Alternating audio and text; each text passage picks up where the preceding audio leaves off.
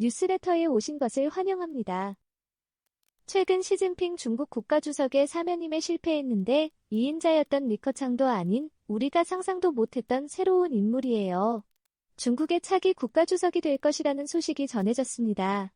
이에 현재 중국 현지뿐만 아니라 전 세계 언론들은 중국의 새로운 지도자에 대해 긴급 보도하며 난리가 난 상황인데요.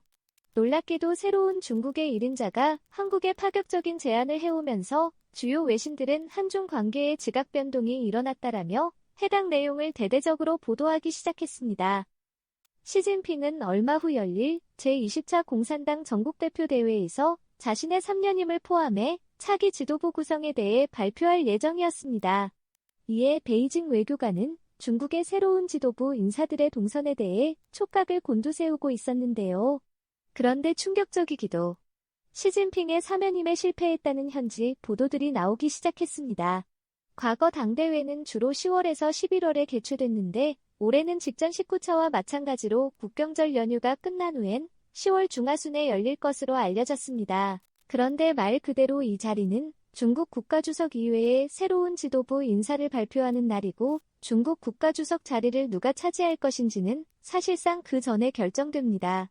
전례에 비춰 10월에 당대회를 개최할 경우 당대회 준비를 위한 제19기 중앙위원회 7차 전체회의 일정과 당대회 개최 시기 관련 건의원회에 8월에 발표되는데요. 8월 말인 현재 시진핑의 3년이 실패와 함께 새로운 중국 국가주석에 대한 소식이 전해졌습니다. 얼마 전까지만 해도 대다수 관측통들은 이변이 없는 한시 주석이 당 총서기직에 유임함으로써 집권을 연장할 것으로 예상했는데요.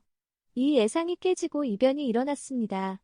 현재 정치국 상무위원회 구성원은 이시 주석, 리커창 총리, 리전수 전국인민대표대회 상무위원장, 왕양 전국인민정치협상회의 주석, 왕훈인 공산당 중앙서 기처석의 좌우로 지중 안기율이 서기의 한정부 총리 등 19명인데요. 중국 공산당은 지금까지 관례인 칠성파라, 즉 67세 이하는 유임하고 68세는 은퇴한다. 라는 관례를 적용시키기로 하는 것으로 알려졌습니다. 마침표 2에 69세인 시진핑 주석과 72세인 리장수 전인대 상무위원장 그리고 한 전 부총리도 은퇴하기로 한 것으로 알려졌습니다. 자, 그런데 우리의 예상이 틀렸습니다. 시진핑 중국 국가주석이 물러나면 당연히 2인자인 리커창 총리가 새로운 중국의 국가주석이 될 것이라 예상됐지만 홍콩 매체 등에 따르면 리커창 총리는 10년 임기를 채우고 내년 3월 총리직에서 물러난 뒤에 권력 서열 3위인 전인대 상무위원장직을 맡을 것으로 알려졌습니다. 그렇다면 누가 새로운 중국의 1인자가 될까? 여기에 대해 전 세계 수많은 전문가들이 각기 다른 주장을 하고 있는데요. 자, 그런데 최근 중국 현지 언론 및 전문가들은 왕의 왕이 시진핑의 뒤를 이을 것이라 확신했습니다. 자유시보에 따르면 시진핑이 최근 중국인들 사이에서 지지율이 급격하게 추락하고 있는 것과는 반대로 왕양의 차기 국가주석으로 급부상하고 있다고 대대적으로 보도했습니다. 티베트 라사 포텔라공업 광장에서 열리는 티베트 해방 70주년 기념식에도 시진핑이 아닌 왕양 중국 전국정협 주석의 연설을 했는데요. 이 연설은 중국 국가주석이 원래 하는 자리입니다. 1955년생인 왕기양은 이미 2007년 17차 당대회에서 정치국원에 진입했습니다.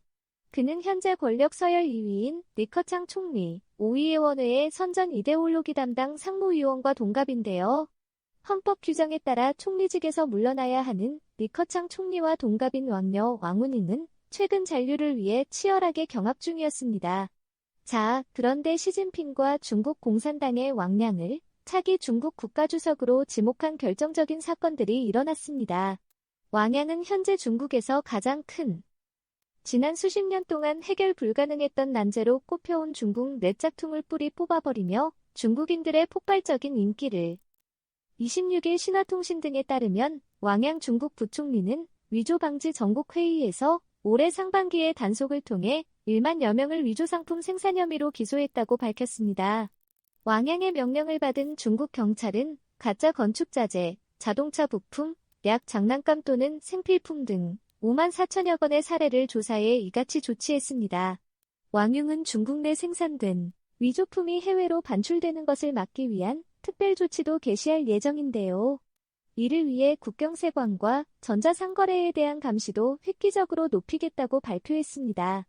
경제협력개발기구 OECD 위조상품 무역 보고서에 따르면 2013년 기준 전 세계 위조상품 거래액의 4,610억 달러, 우리 돈으로 529조 1,300억 원에 이르며 중국의 위조상품 생산량이 세계 1위라는 불명의 타이틀을 지니고 있습니다. 이 때문에 중국에서 만들어진 모든 제품들의 신뢰도가 급격하게 떨어졌고 글로벌 기업들은 생산 공장을 중국에서 베트남이나 인도로 옮기는데요.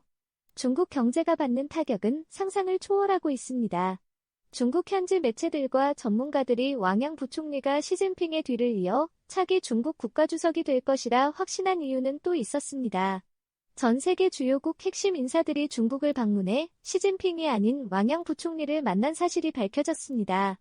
왕양이 시진핑의 업무를 대신 수행하고 있다고 봐도 무방할 정도인데요. 중국 현지 언론들뿐만 아니라 전 세계 주요 매체들은 왕양의 새로운 중국 국가주석이 되면 가장 수혜를 많이 볼 국가는 한국이다라며 왕양은 중국에서 대표적인 친한파 정치인이라고 전했습니다.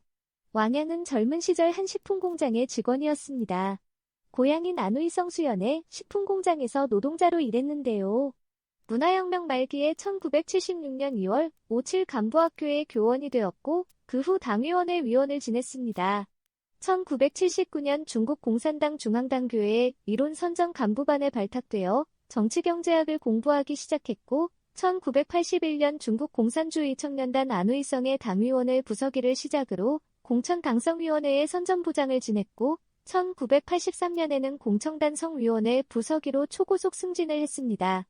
이후 독보적인 행동과 사회주의에 얽매이지 않고 미국 그리고 한국과의 외교 관계를 발전해 나가는데 가장 중요한 역할을 해낸 인물로 극찬을 받았습니다. 왕양은 특히 외에 한국과의 외교 관계를 가장 중요시하는 것으로 유명한데요. 실제로 왕양 중국 부총리는 한국을 자주 방문해 한국 기업 회장들과 만나 중국 내 한국 기업들의 특별한 혜택을 주겠다고 발표하는 등 한국과의 관계에 유독 사활을 건 모습을 보이고 있습니다. 이에 중국 전문가들은 왕양이 중국 국가주석이 되는 순간 중국과 한국의 외교 관계에 지각 변동이 생길 것이라며 시진핑 체제 아래 이루어졌던 한국에 대한 차별 정책들이 모두 한순간에 사라질 것이고 대신 그동안 중국이 한국에 저질렀던 만행들에 대한 사과의 의미로 한국에 엄청난 것을 선물할 것이라고 전했습니다. 익명의 소식통에 따르면 현재 왕양이 생각 중인 엄청난 선물 중 하나가 바로 얼마 전 서해에서 발견된 1억 톤 넘는 대형 유전일 것이라 전망되고 있습니다. 30일 중국 매체 CCTV에 따르면 국유 기업인 중국해양석유는 최근 텐진에서 약 240km 떨어진 보아이 남부 석유 가스정 컬리 10-1을 찾아냈는데요. 사실 이 지역은 중국 혼자만의 해양 영토가 아닙니다. 이곳은 한중 잠정조치 수역으로 한국과 중국이 경계선을 확정하지 못한 곳입니다. 즉, 엄밀히 말하면 아무리 중국이 이곳에서 대형 유전을 발견했다 하더라도 한국과 정확히 반반으로 나누어야 합니다. 하지만 시진핑은 이를 철저히 무시한 채 한국에게는 단 한 방울의 기름도 줄 수 없다며 모두 중국 것이라 우겼는데요. 현지 매체들과 전문가들의 주장을 종합해보면 왕양은 1억 톤이 넘는 이 원유가 매장되어 있는 이곳을 한국과 정확히 지분율 50씩 나눠서 개발에 나서거나 혹은 한국에 중국이 가진 지분을 판매하여 한국이 지분 100%를 가질 수 있도록 하는 방안도 고려 중인 것으로 전해졌습니다. 중국 공산당의 시진핑을 몰아내고 왕양이라는 완전히 새로운 인물을 새로운 중국의 1인자로 만들려 하는 이유는 충격적이었습니다. 이 시진핑이 집권한 뒤에 중국이 망명자 수가 10배나 늘어났습니다. 한 1만 명 되었던 중국인 망명 신청자는 시 주석 집권 첫 해인 2013년부터 급증하기 시작하더니 시 주석 집권 2기에 접어든 2019년에는 10만 4,248명으로 10만 명을 넘었고 2011년에는 11만 명을 돌파했습니다. 이 통계에는 홍콩과 마카오는 포함되지 않았는데요.